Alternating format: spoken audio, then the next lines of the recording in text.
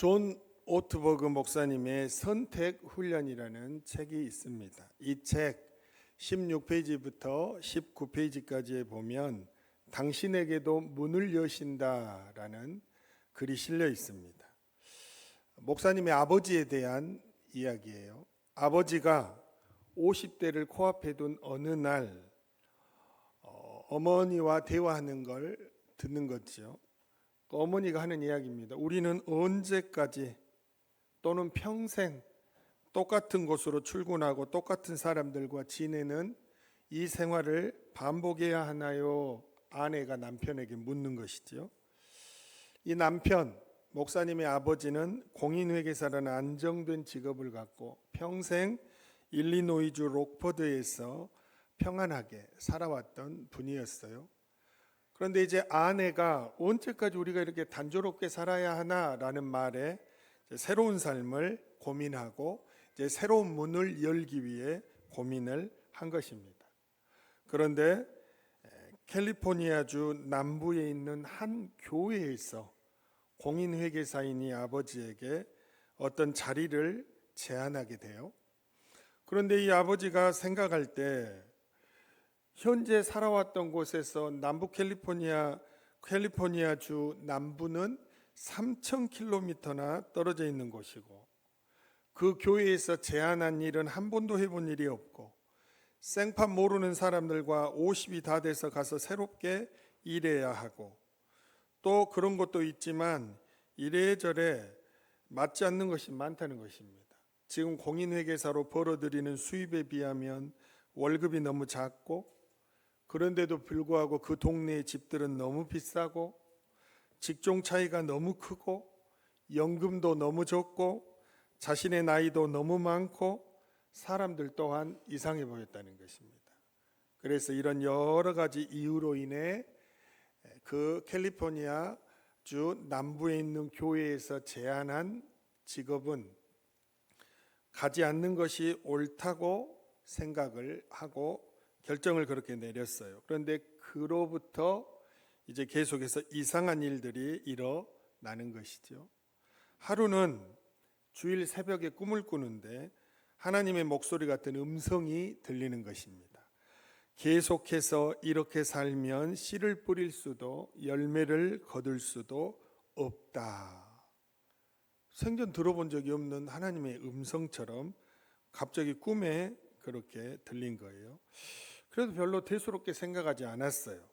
꿈에서 깬 아버지는 우연히 어머니의 일기장이 눈에 띄길래 펴서 읽게 되었는데 이런 문장이 눈에 들어왔습니다. 남편을 위해 어떻게 기도해야 할지 모르겠다. 아무래도 그이는 하나님이 원하시는 일을 하고 있는 것 같지 않다. 그리고는 꿈자리가 뒤숭숭해서 아침에 교회 가고 싶지 않았어요. 그래서 소파에 앉아서 채널을 돌리다가 예배 방송을 보게 되었는데 그 예배 방송의 설교자가 이렇게 설교하는 거예요. 증명이 가능하면 믿음은 불가능합니다. 이런 설교의 내용이었어요. 이 아버지는 자기가 직장을 옮겼을 때 만사가 잘 풀린다는 것을 증명을 해줘야 하는데 증명이 안 되잖아요. 그래서 안 가려고 했는데 그렇게 하게 되면 믿음이 자랄 수 없다는 것입니다. 눈에 보여주고 믿으라 하면 그게 무슨 믿음입니까? 눈에 안 보여줘도 믿는 것이 믿음이고 그래야 믿음이 자랄 것 아닙니까?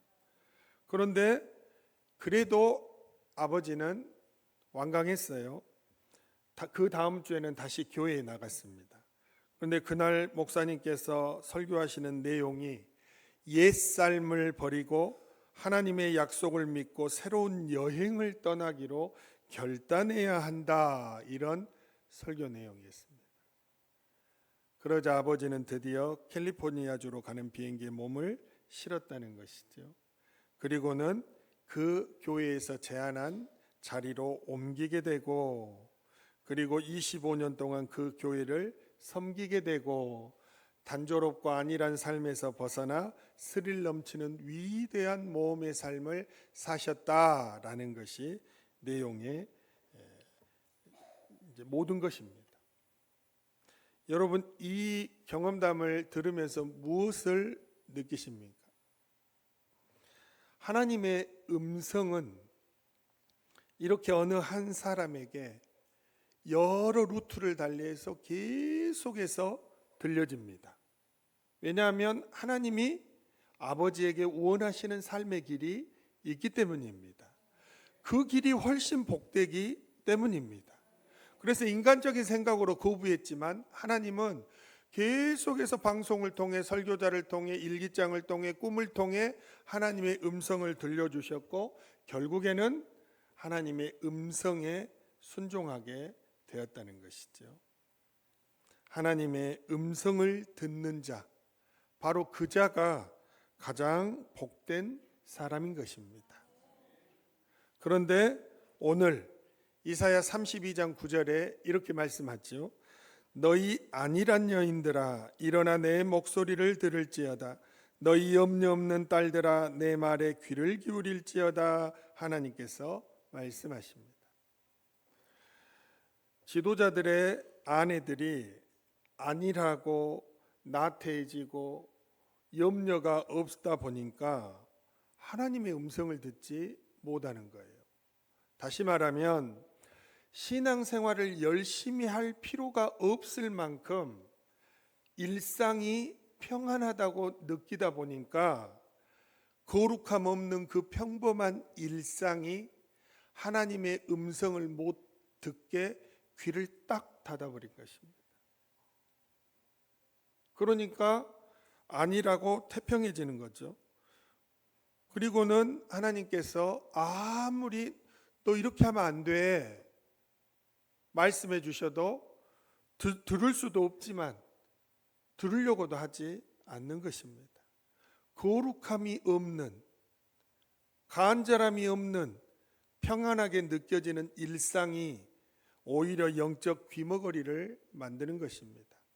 그리고 하나님이 경고하시죠. 이렇게 하나님 음성을 못 듣는 삶을 살아가다 보면 가슴을 치며 후회할 날이 올 것이라고 말씀하십니다. 이사야 32장 10절과 11절입니다.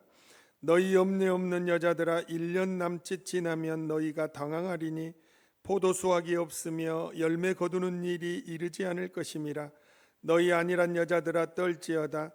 너희 염려 없는 자들아 당황할지어다.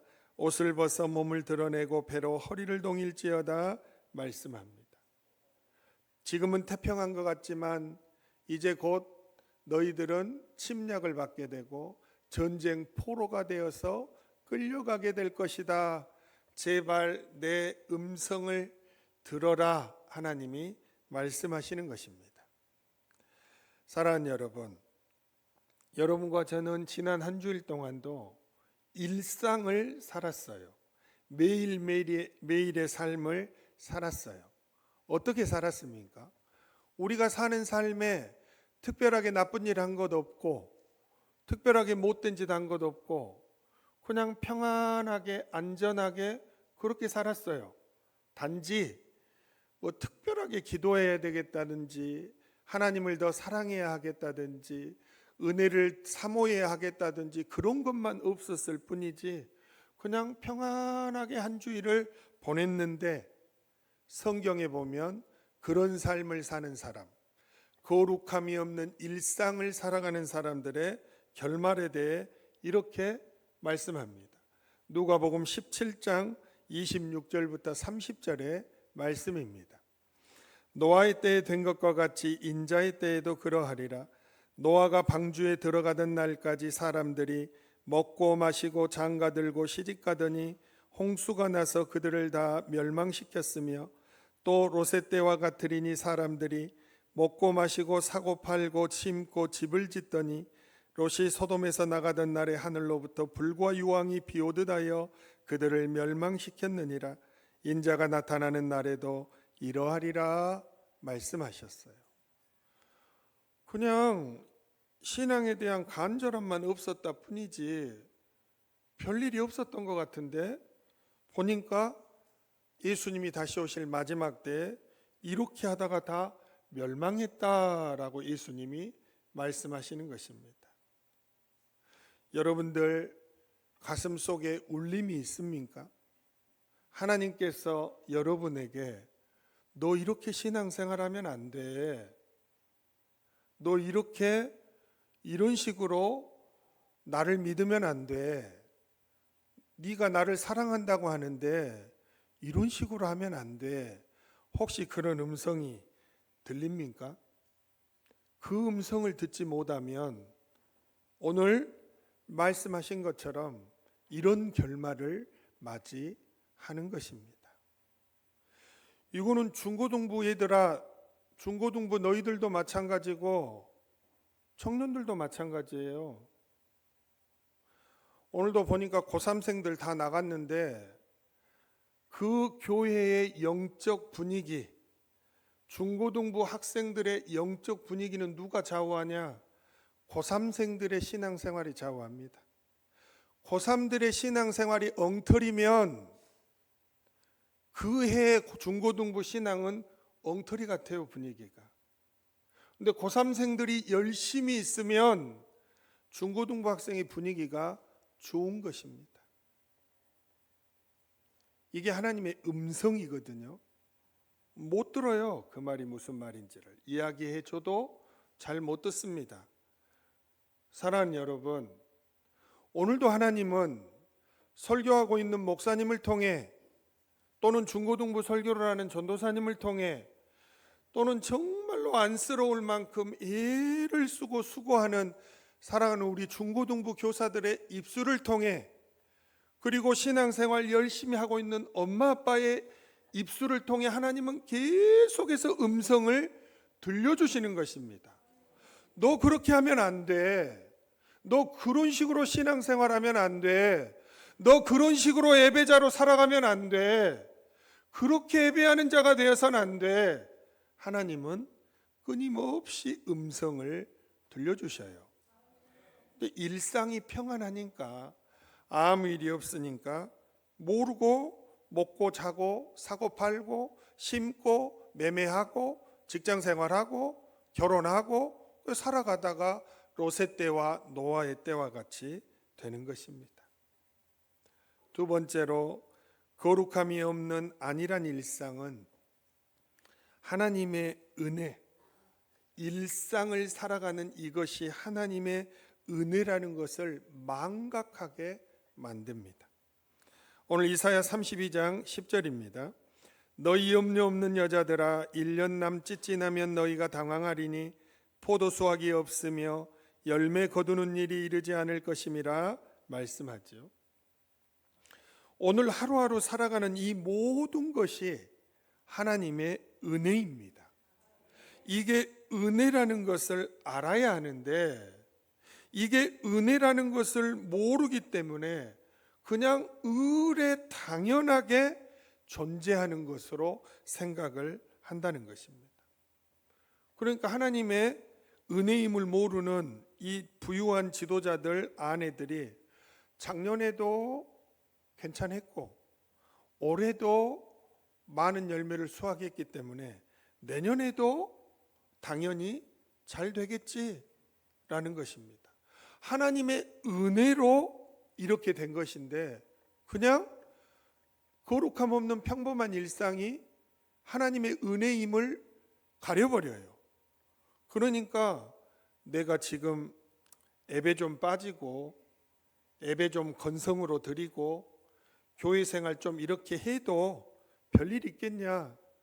재작년에도 지켜주셨고 작년에도 지켜주셨고 올해도 상반기를 지켜주셨고 하반기 8월을 지나도 큰 사고 없이 지켜주고 계시는데 별일 있겠냐? 여러분, 별일이 없는 것은, 일상이 평안한 것은 다 뭐예요? 하나님의 은혜예요. 하나님의 은혜로 여기에 서 있는 거예요. 그런데 그것을 잊어버리니까 믿음이 좋아서가 아니라 얼굴이 두꺼워진 것입니다. 내가 이래도 괜찮겠지. 이래도 뭐 하나님은 나의 아버지시니까 지켜주시겠지. 하루를 마무리하고 밤에 잠자리에 들 때에도 하나님 참 여러 가지 일들이 많은 하루였는데 이렇게 은혜 가운데 하루를 마무리하고 잠자리에 들게 해주시니 참으로 감사합니다. 오늘 누린 이 하나님의 은혜, 밤중에도 그 은혜의 품 안에서 잠들고, 그리고 피곤치 않게 내일 새벽을 깨우고, 그리고 내일은 주일이 오니 영과 진리로 예배드리는 자로 살게 하시고, 나와 가까이 있는 이들에게 평안을 전하는 자가 되게 하시고, 내가 이 자리에서 이렇게 아름답게 쓰임받는 것 또한 다 하나님의 은혜임을 알고 은혜를 귀히 여기며 내일도 하루를 살아가게 하여 주옵소서. 불평이 비집고 들어올 시간이 없어요. 짜증내고 이성적으로 판단하고 자로 잰 듯이 그런 것이 들어올 여지가 없습니다. 모든 것이 하나님의 은혜입니다. 그런데 거룩함이 없는 평범한 일상은 그런 것을 잊어버리게 하고 다 까먹게 만드는 것이죠. 그래 오늘 하나님께서 그렇게 살아가면 가슴을 치게 될 날이 이를 것이다.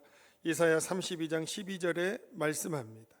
그들은 좋은 밭으로 인하여 열매 많은 포도나무로 인하여 가슴을 치게 될 것이니라 말씀을 하십니다. 여러분, 모든 것이 은혜임을 혹시 잊어버리고 한 주일을 살았습니까? 여러분, 아픈 것도 하나님의 은혜예요. 여러분, 하나님과 가까워지게 하고 내가 혹시 잘못한 일이 있는가 뒤돌아보고 회개하게 하면 아픈 것이 은혜입니까? 불행입니까? 은혜지요.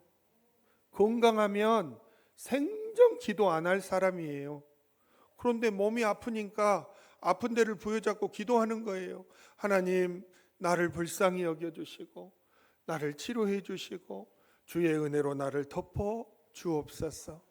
지난 날을 뒤돌아보니 내가 두 다리 썽썽하고 건강할 때 왜 그렇게 세상으로만 돌았는지, 거룩함 없는 일상에서 은혜를 잊어버리고 살았는지 오늘 회개하오니 주님, 나를 용서해 주시고 나를 더 가까이 주께로 인도하여 주옵소서.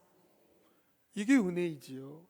그래서 아파도 은혜이고 건강해도 은혜이고 운동을 할 수 있어도 은혜이고 못해도 은혜이고 모든 것이 은혜인 것입니다. 이것을 꼭 기억해야 하는 것입니다.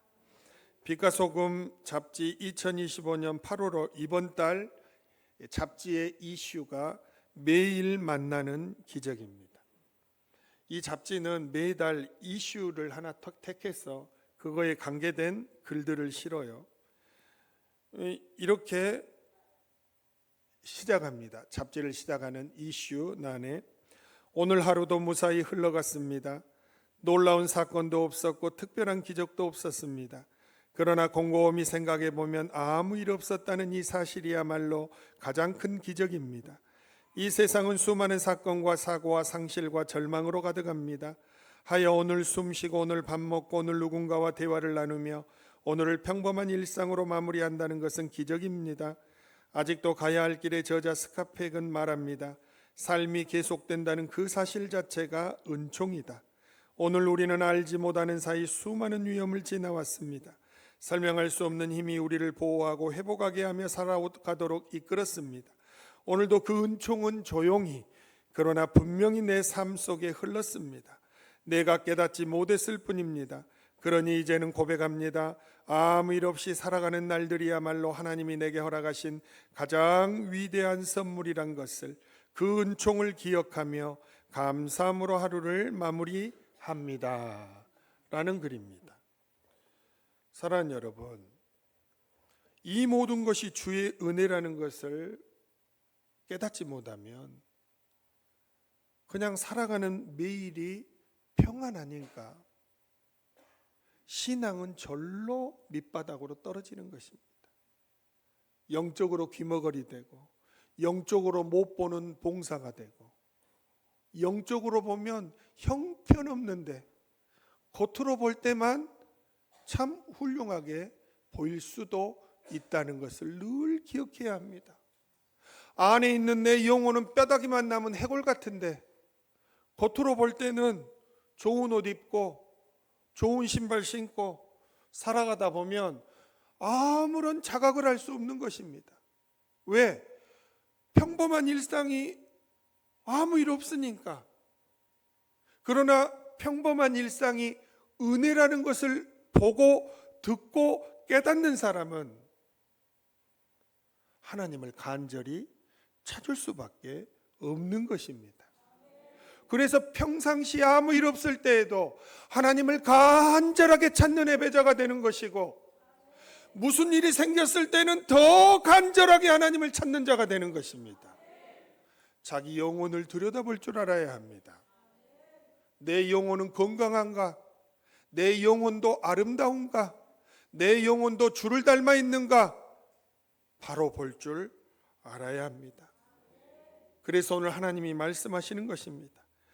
안일한 신앙, 나태한 신앙, 영적으로 어두운 신앙, 보지 못하는 신앙, 안일하게 그냥 올해도 잘 됐으니 내년도 되겠지, 올해도 지키셨으니 내년도 지키겠지, 우리 자녀들에게도 아무 일 없겠지, 은혜를 은혜로 모르고, 그리고 하나님의 음성이 들리지 않고, 오늘도 앞에 서 있는 담임 목사님을 통해 한 주 내내 여러분에게 전해야 할 말씀이 무엇인지를 무릎 꿇고 묻고 또 묻고 물어서 이번 주에 여러분과 저에게 필요한 생명의 양식은 무엇인지를 오늘 전파하고 있는 것입니다.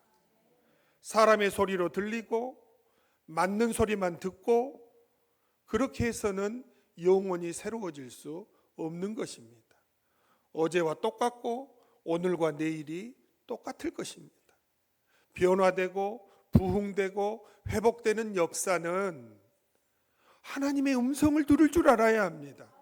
내가 오늘 나태하고 안일한 모습으로 그저 반복되는 예배 자리에 나왔는데 하나님께서 오늘 나에게 내 영혼을 뒤돌아보고 다시 깨어나라고 말씀하시는구나, 다시 새로워지라고 말씀하시는구나, 이 하나님의 음성을 듣고 자각이 없으면 새로움이란 있을 수가 없는 것이겠죠.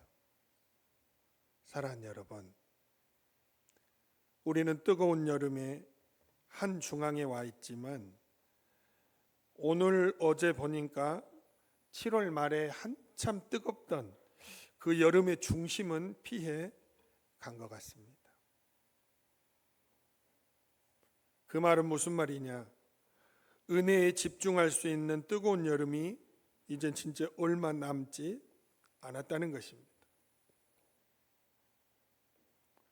이 여름을 다 보내기 전에 나도 뜨거움과 간절함을 갖고 싶은데, 교회에 오는 것이 즐겁고 행복하고, 교회에 와서 예배하고 기도하는 것이 행복하고, 정말로 능동적으로 즐겁게 신앙생활하고 싶은데 왜 내 신앙은 이렇게 안일하고 거룩함 없는 평범한 일상으로 만족하고, 내 신앙은 왜 이럴까?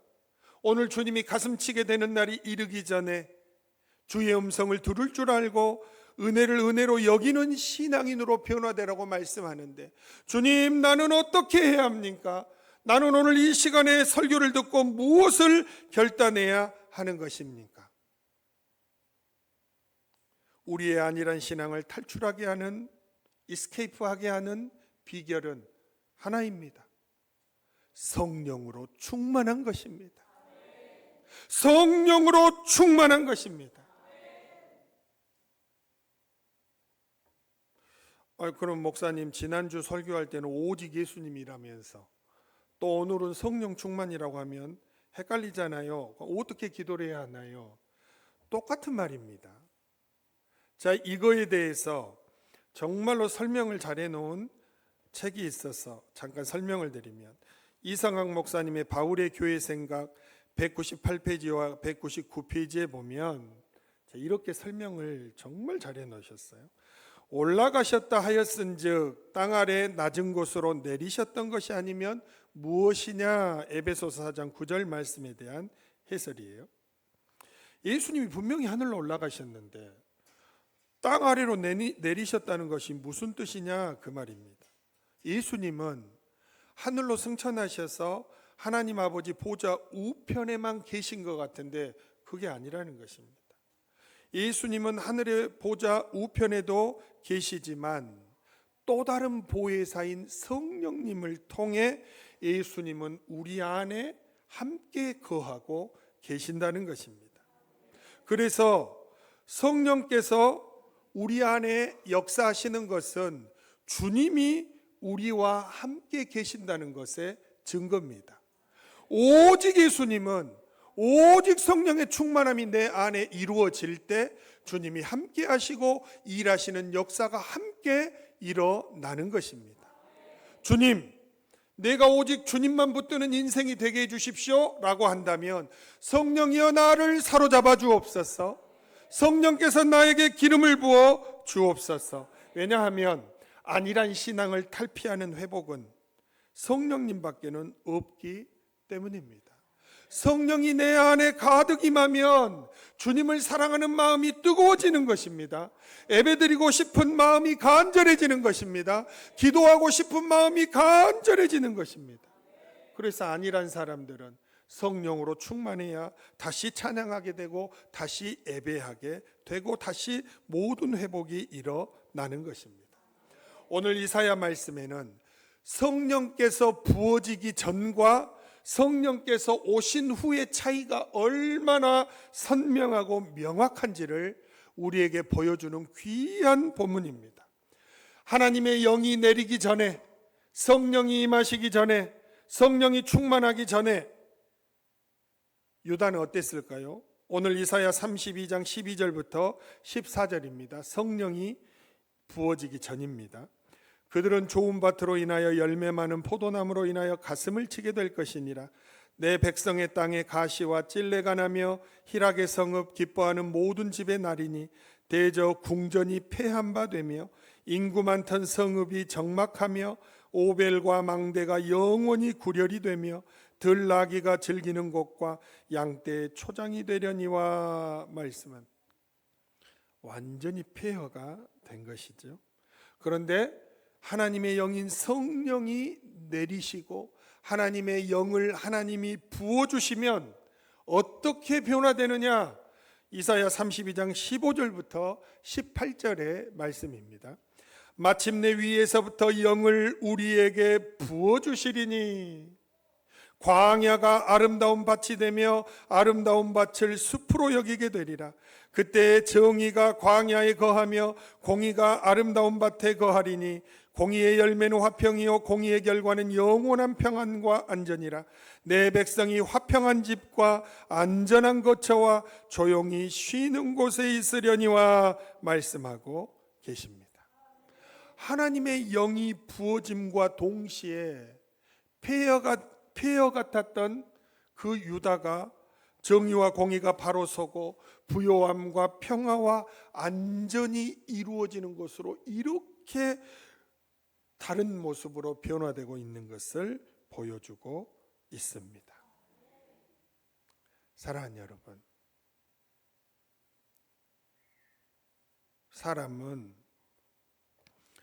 성령으로 충만해서 성령으로 충만하기 전에는 내 신앙이 교회 가는 것도 발걸음이 무겁고 나는 왜 저 사람처럼 즐겁게 신앙생활을 하지 못할까 늘 고민되고 나에겐 왜 뜨거움이 없을까? 그런데 여러분, 성령으로 충만하지 않는 사람에겐 당연한 거예요. 당연한 것입니다. 그런데 성령으로 충만한 사람에게는 뜨거워지는 것이 당연한 것이고 성령을 받기 전과 달라지는 것이 당연한 것입니다. 그래서 하나님은 말씀하시는 거예요. 술 취하지 말라. 이는 방탕한 것이니 오직 성령으로 충만함을 입으라. 말씀하시는 것입니다. 예수님께서 누가복음 11장 13절에 말씀하십니다. 자, 이 말씀은 우리가 너무 잘 아는 말씀이기 때문에 한번 같이 읽어보겠습니다. 시작. 너희가 악할지라도 좋은 것을 자식에게 줄 줄 알거든 하물며 너희 하늘 아버지께서 구하는 자에게 성령을 주시지 않겠느냐 하시니라. 아멘. 하나님 아버지께서 주시는 것 중에 가장 좋은 것이 뭐예요? 성령님이시라고 예수님이 말씀하고 계십니다. 하나님, 좋은 직장, 건강, 물질 이런 것 주셔도 좋은데 저는 이런 것들보다 가장 먼저 가장 좋은 성령을 부어 주옵소서. 하나님의 영을 부어 주옵소서.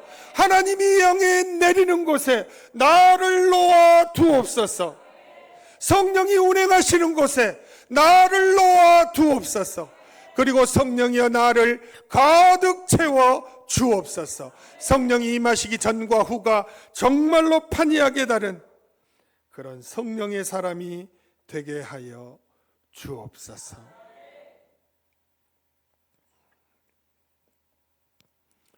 이제 여름 사역을 마무리하면서 내일부터 2박 3일간 우리 교회는 오메가 교회와 함께 2박 3일의 아웃리치를 통해 이제 마지막 여름 사역을 마무리합니다.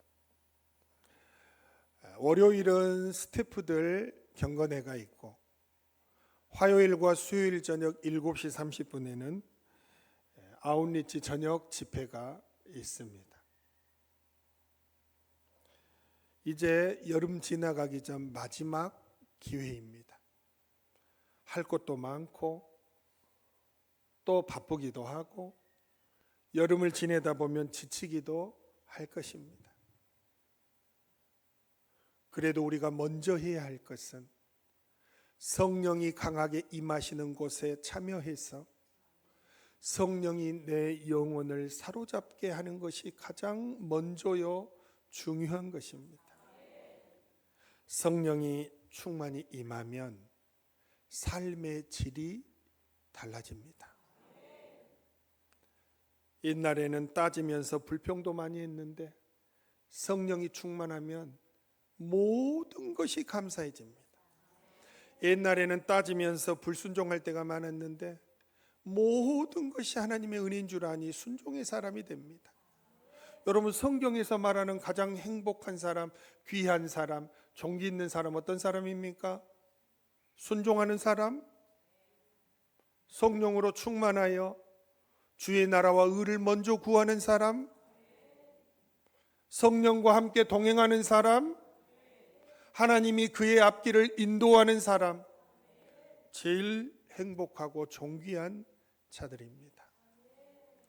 자, 이제 은혜의 계절, 이제 마지막 기차가 출발하려 하고 있습니다. 오늘 오후 예배 때에는 아웃리치 말씀 오프닝 시간입니다. 화요일, 수요일 전할 말씀의 맛을 보는 오프닝 시간입니다.